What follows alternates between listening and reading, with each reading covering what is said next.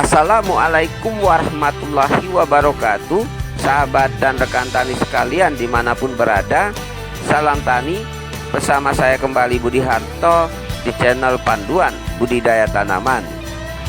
Namun perlu saya ingatkan, kiranya dalam menonton dan menyimak video-video saya, hendaknya dilakukan secara utuh dan tuntas agar tidak terjadi kesalahpahaman dan salah dalam penafsiran.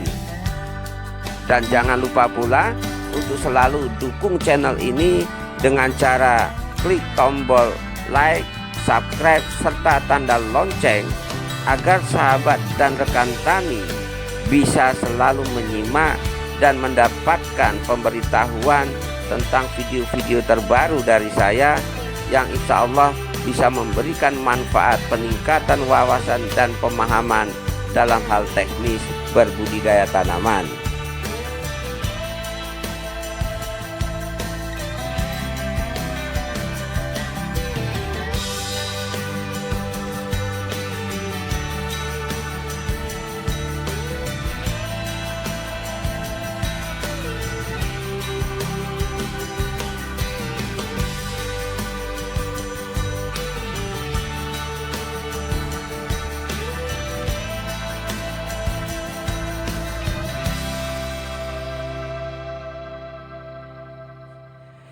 Pada kesempatan kali ini kita akan bersama-sama berdiskusi. Terutama sekali saya pribadi akan menjawab beberapa pertanyaan dari sahabat rekan tani kita mengenai bagaimana cara mensiasati lahan janda atau lahan bekas pakai yang akan ditanami kembali dengan jenis tanaman yang sama.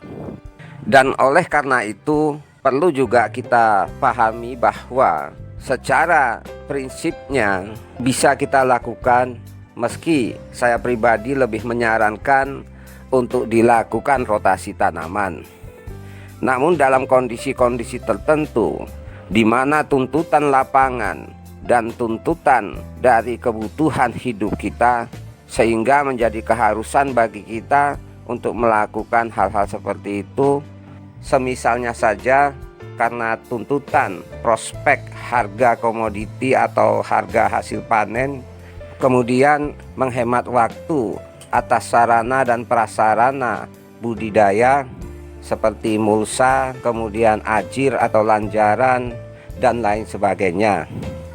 Maka dari itu, di mana kita harus menanam ulang tanaman dengan jenis yang sama, yang perlu sangat diperhatikan adalah bagaimana perlakuan dalam mentreatment lahan tersebut, mengingat lahan bekas tanaman yang sama akan beresiko pada kelangsungan siklus hidup patogen baik hama dan penyakit.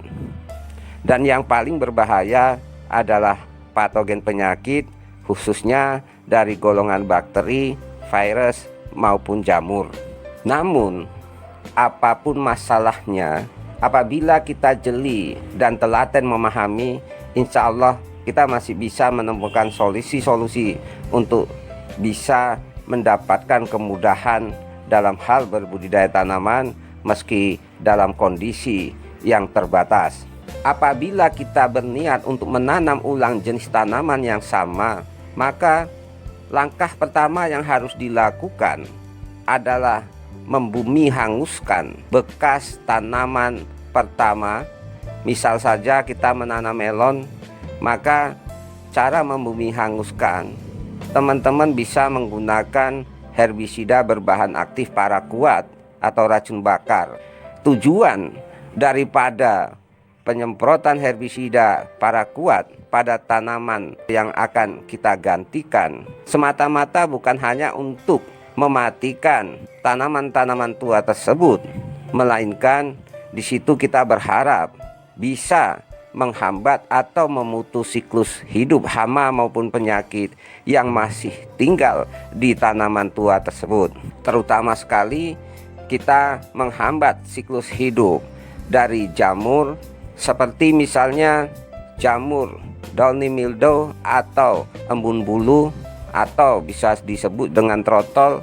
Selanjutnya patogen jamur powdery mildew atau embun tepung yang biasanya pada tanaman timun-timunan menjadi patogen yang sangat berbahaya bagi tanaman. Patogen yang berbahaya lainnya seperti layu bakteri ataupun layu fusarium, di luar dari hama-hama berbahaya layaknya kutu kebul, trip, dan tungau sebagai vektor virus Gemini maupun virus mozaik. Sementara itu, dengan cara kerja herbisida paraquat yang ekstra cepat membuat tanaman lebih cepat kering, sehingga kondisi ini diharapkan bisa memutus stok makanan bagi patogen hama dan penyakit, yang pada akhirnya bisa membuat hama penyakit tersebut tidak bisa melangsungkan siklus hidupnya kembali atau bermigrasi ke lahan-lahan yang dianggap masih bisa memberikan makanan bagi koloninya. Di luar dari apa yang saya jelaskan tadi, tanaman-tanaman tua tersebut sudah dipastikan akan mengalami penurunan kualitas, yang dipastikan juga akan mengurangi makanan bagi patogen hama dan penyakit, sehingga pada kesempatan itu pula baik patogen hama maupun penyakit akan melakukan percepatan proses perkembangbiakan. Misalnya saja jenis jamur dipastikan akan mempercepat proses pembentukan organ generatif seperti spora, dan di samping itu serangga hama juga akan mempercepat proses perkawinan untuk menghasilkan telur regenerasinya.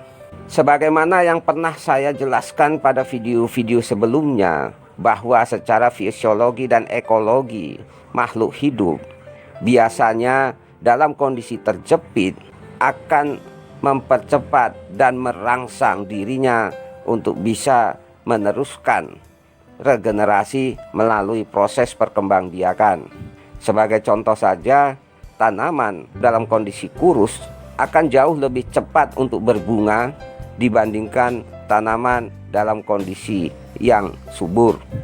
Sebagaimana juga manusia, di mana seorang laki-laki maupun perempuan yang belum menikah namun sudah punya pekerjaan ataupun penghasilan yang mapan, justru akan lambat untuk berumah tangga. Dan hal ini sangat berbeda dengan kondisi, mohon maaf, seseorang yang ekonominya pas-pasan justru akan lebih cepat menikah dan bahkan lebih cepat mempunyai banyak anak.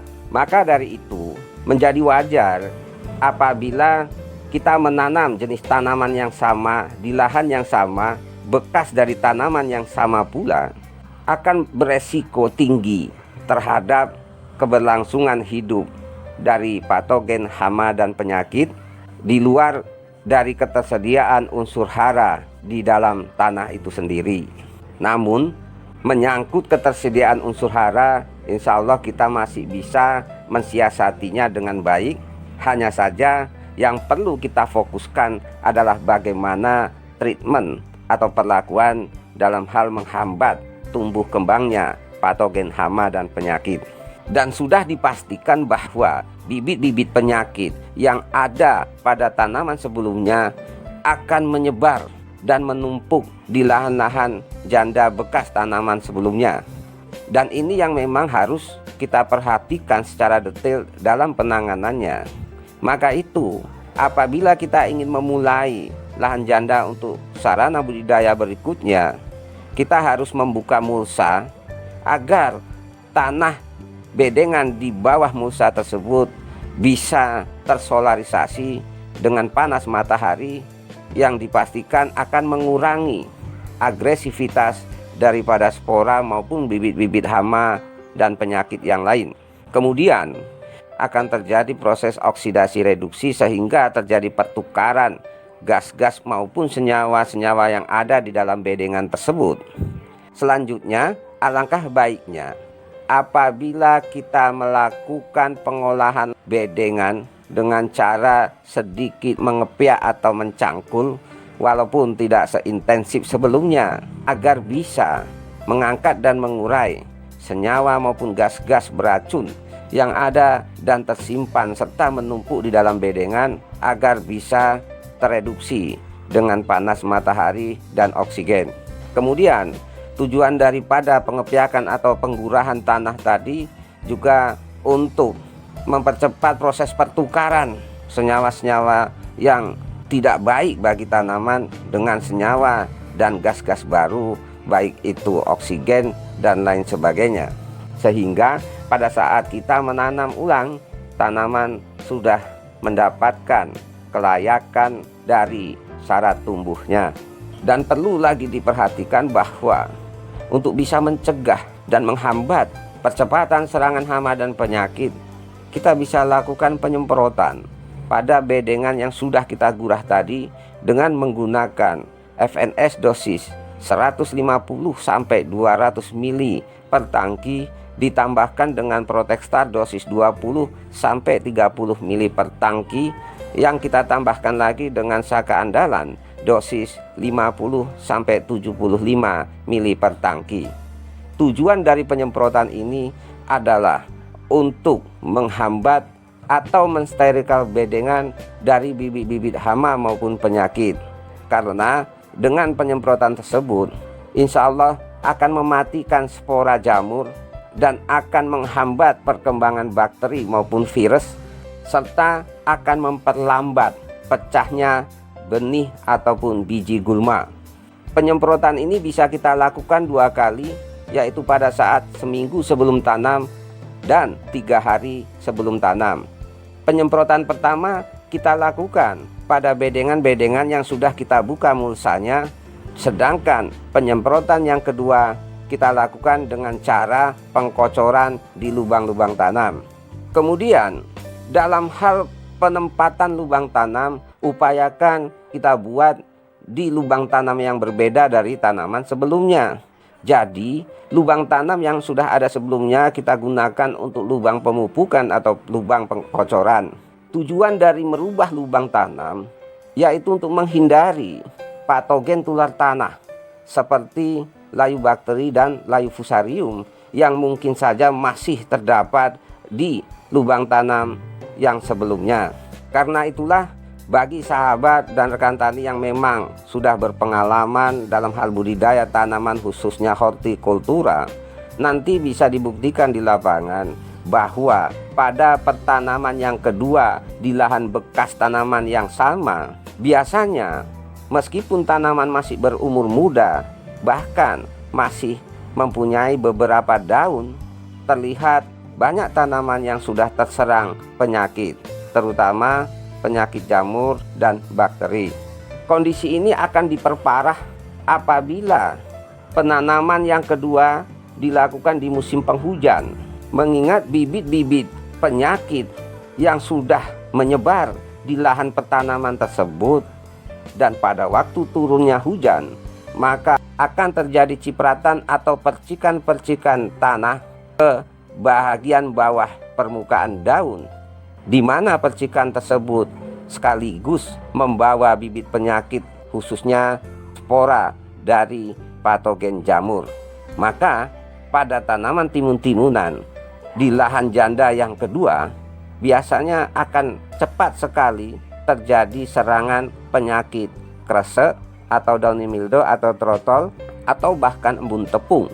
Meskipun kita secara rutin dan berkala melakukan penyemprotan fungisida dan lain-lain, kondisi ini dikarenakan adanya penyebaran bibit penyakit tular tanah berupa spora yang ada di permukaan lahan budidaya kita, sehingga proses penyebarannya semakin lebih cepat bila dibandingkan dengan proses penyebaran dan penularan secara alami. Saran saya selanjutnya untuk lahan-lahan janda pertanaman dengan jenis yang sama tadi, yaitu kita harus sesering mungkin melakukan perlakuan seperti pada awal-awal sebelum tanam, minimal dengan interval waktu seminggu sekali hingga tanaman berusia 1 bulan, untuk secara berkala dan berkesinambungan menghambat dan mengurangi tingkat percepatan penularan dan perkembangan patogen penyakit. Saran saya berikutnya Usahakan untuk tidak melakukan pemberian pupuk dalam kondisi mentah, misalnya dengan pengkocoran NPK tanpa perlakuan pemeraman dan sebagainya. Itu akan memacu peningkatan suhu pada tanah dan lahan budidaya kita, yang secara otomatis akan mempercepat proses penetasan telur-telur hama maupun patogen penyakit, yang secara otomatis pula akan mempercepat proses perkembangan baik hama maupun penyakit. Maka dari itu, apabila teman-teman belum paham tentang bagaimana cara meramu pupuk menjadi matang, atau dalam bahasa kami mengupgrade pupuk tersebut, teman-teman bisa lihat video-video saya sebelumnya, khususnya mengenai pupuk peram, baik pupuk peram yang kita aplikasikan dengan cara penaburan maupun sistem tugal, bahkan yang kita aplikasikan dengan cara pengkocoran. Jadi demikianlah sahabat dan rekan tani sekalian, semoga dengan penjelasan dan jawaban dari diskusi kita kali ini memberikan manfaat terbaik bagi saya pribadi maupun rekan dan sahabat tani sekalian. Saya Budi Harto dari Sahabat Langkat, Sumatera Utara. Jayalah petani Indonesia. Barakallahu fikum. Wassalamualaikum warahmatullahi wabarakatuh.